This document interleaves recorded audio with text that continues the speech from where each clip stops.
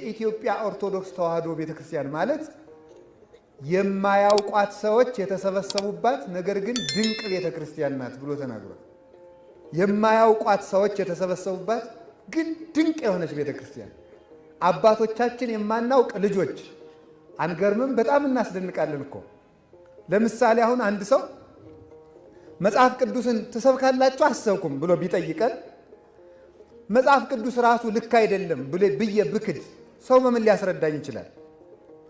አይ መጽሐፍ ቅዱስን አልቀበልም ራሱ መጽሐፍ ቅዱስ ለምሳሌ ቅዳሴ ስንቀድስ ቅዳሴ መጽሐፍ ቅዱስ ላይ አለ ሲለኝ እኔ ደግሞ መልሼ መጽሐፍ ቅዱስ ራሱ ልክ አይደለም ብለው ግን በምን ሊረታኝ ይችላል?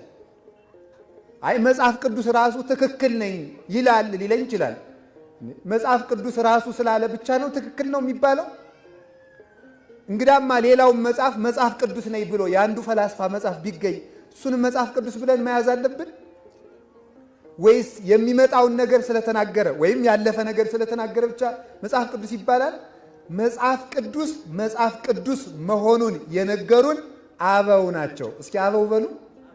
አባቶቻችን ናቸው። ልክ ተመልከቱ። በደንብ ልታስተውሉት የሚገባል የቤተ ክርስቲያን ወይም ክርስቶሳዊ ሃይማኖት እንደ ሰንሰለት እንደ ህዋሳት እንደ ደጋ ውሃና እንደ ቆላ ውሃ እንደ እናት ጡት ነው የሚመሰለው ይላሉ አባቶቻችን። እንደ ሰንሰለት ለመባል ቀለበቶች ተጠራቅመው የሚሰሩት ነው። ቀለበት የሆኑ ብረቶች ተያይዘው ሰንሰለትን ይሰራሉ። መሃል ላይ ግን አንዷ ሰንሰለት ተቆርጣ ብትወጣ ቆራጣ ብረት ትባላለች እንጂ ሰንሰለት አትባልም። ልክ እንደዚሁ ደግሞ አስታውሉ። አንድን እጣት ይዘን ብንጎትት ሰውየውን እስከ ራሱ እስከ እግሩ እንደምንስበው ሁሉ የቤተ ክርስቲያን ሃይማኖትም እንደዚህ ነው። ሰንሰለት ነው የመጽሐፍ ቅዱስ ትምህርት። እሱን ደግሞ ልጨምራችሁና አያይዤ እነግራችኋለሁ። ደጋ ላይ የሚፈሰው ውሃ ወርዶ ቆላ ላይ ሲደርስ ውሃነቱ እንደማይቀይር የቤተ ክርስቲያን ሃይማኖትና ትምህርት እንደዚያ ነው። የእናት ጡትም እንደዚያ ነው። እናት የመጀመሪያ ልጇን ባሳደገችበት ጡቷ የመጨረሻ ልጇን ታሳድጋለች። ሌላ ጡት አታበቅልም። የመጀመሪያ ልጇን በሳመችበት ከንፈሯ የመጨረሻ ልጇን ትስማለች። ይህም የቤተ ክርስቲያንን የሚወክል ነው። ስታስተውሉት ሰንሰለት የተባለ ምንድን ነው? መላው የመጽሐፍ ቅዱስ ትምህርት ነው። መሀል ላይ ያሉ ቀለበቶች የሚባሉት መጽሐፍ ቅዱስ ሳይበረዝ እንዲደርስ ያደረጉ ቅዱሳን ሊቃውንት ናቸው።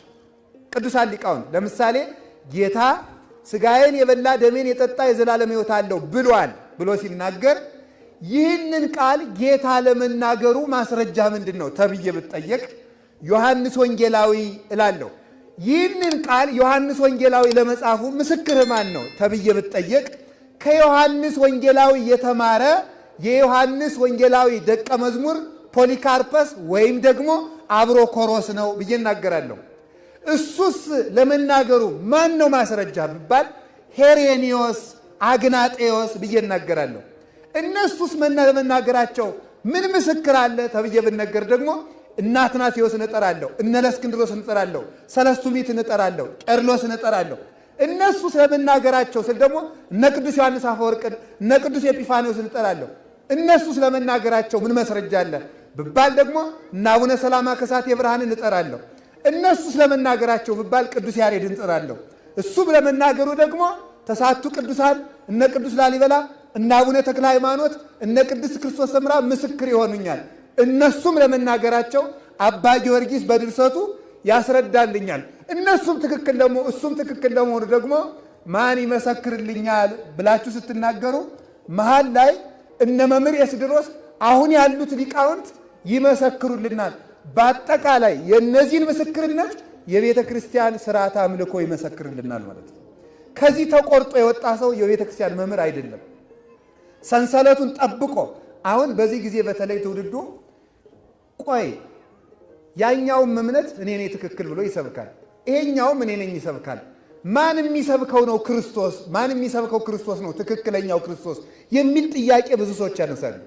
ልክ ክርስቶስ የትናንትና ክርስቶስ እንጂ ዛሬ የመጣ ክርስቶስ አይደለም።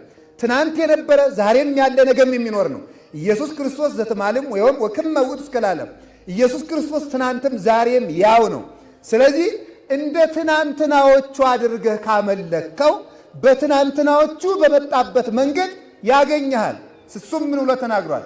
መኃልየ መኃልይ ዘሰሎሞን ምዕራፍ 1 ላይ ፀሐይ ውስተ ሰኮናሆሙ ለመሬት እህቴ የመራት እህቴ ሙሽራዬ ሆይ ወደ እኔ መምጣት እመሰል እያይመርኪ አንቲ አንቺ ራስሽ እህቴ ሙሽራዬ የኔን ጎዳና ፈልጎ ማግኘት ካቃተሽ ፀሐይ ውስተ ሰኮናሆሙ ለመሬት የመንጋዎችን ሰኮና እየተከተልሽ ውጭ አለ።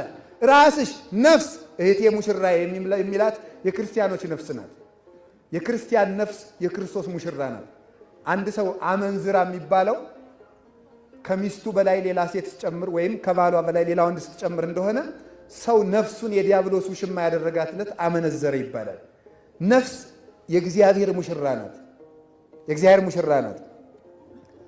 በዚያ ላይ የእግዚአብሔር ሙሽራ ስትሆን ባልና ሚስት በአንድ ምንጣፍ በተቀደሰ ምንጣፍ እንደሚኖር ሁሉ ክርስቶስና የሰው ነፍስ ልክ እንደ ቅዱስ ጋብቻ የተቀደሰ መኝታ ወንጌልን ማህፀን አድርገው ክርስቶስና የክርስቲያን ነፍስ ይገናኛሉ።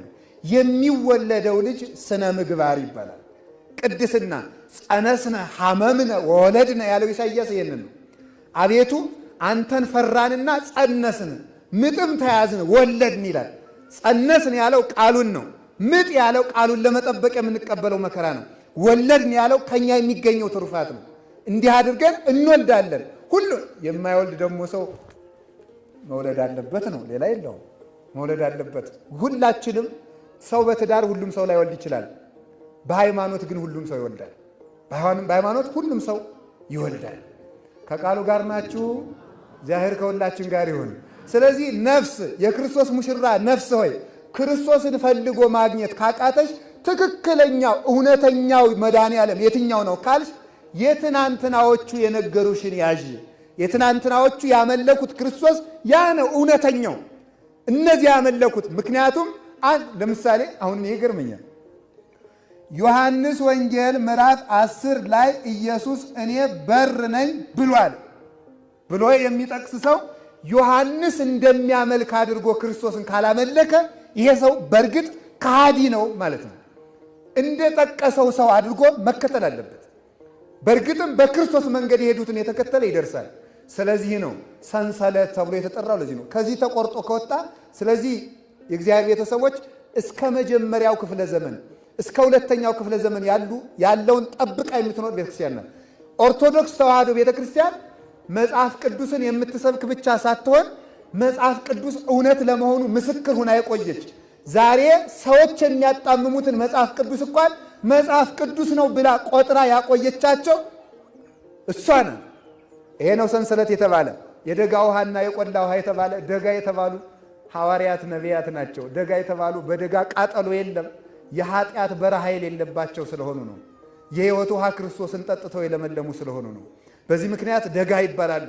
በረሃ የተባለ ደግሞ ይሄ ምንም የምግባር ልምላሜ የሌለበት ወይ ከጥላው አያስጠጋ፣ ወይ ዛፉ ተቆርጦ ቤት አይሰራ፣ ወይ ፍሬው ተለቅሞ አያጠግብ፣ ለምንም የማይጠቅም እሾህ ብቻ የሆነ ዛፍ አለ። ወይ መጹጡ አይጠቀም፣ ወይ ጸሎተኛ አይደለ፣ ወይ ካህኑን አይቀድስ፣ ወይ አግብቶ የተከበረ ትዳር አይዝ፣ እያውደለደለ ዘመኑን የሚጨርስ ሰዋል። እንዲህ ያለው ሰው በረሃ ይባላል። ግን ይገርማችኋል፣ እግዚአብሔር ቸር ነው። የደጋው ውሃ ከቆላ ሲደርስ ውሃነቱ እንደማይለወጥ እግዚአብሔር ለሐዋርያት የተናገረውን ቃል ሳይለውጥ ከበረሃዎቹ ከኛ እንዲደርስ አደረገ። እኔ ይገርመኛል አንዳንድ ጊዜ፣ ሁልጊዜ የሚገርማል እንጂ አሁን እኔ የምናገረው ቃል የሚደንቀው እግዚአብሔር የሰበከው ቃል መሆኑን ክርስቶስ እውነት እውነት እላችኋለሁ የሚለውን ቃል እኔ ኃጢአተኛ ሆኜ ስናገረው ቁጭ በል ብሎ አለማስቀመጡ ይደንቀኛል። ሐዋርያት የሰሙትን ቃል እናንተ መስማታችሁም ይደንቃል። በዚህ ታድለን ማለት ነው።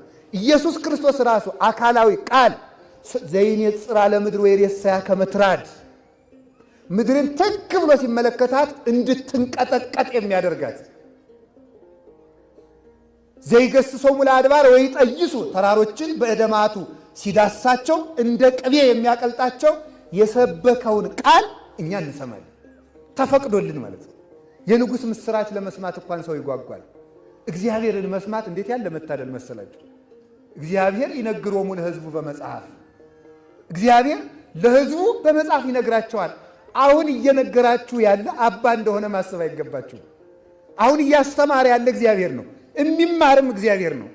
መድኃኔ ዓለም በሚማሩት አድሮ ይማራል፣ በሚለምኑት አድሮ ይለምናል፣ ከሚሰጡት ጋር ይሰጣል፣ ከሚታሰሩት ጋር ይታሰራል፣ እስረኛ ከሚጠይቁት ጋር ሄዶ ደግሞ ይጠይቃል፣ ከሚፈረድባቸው ጋር ተከሶ ይቆማል፣ ፍርድ ከሚያቀኑ ጋር ፍርድ እያቀና ይገኛል፣ ከሚሰደዱት ጋር ይሰደዳል፣ ስደተኛ ከሚያስጠጉት ጋር ደግሞ ጎጆ ይሰጣል።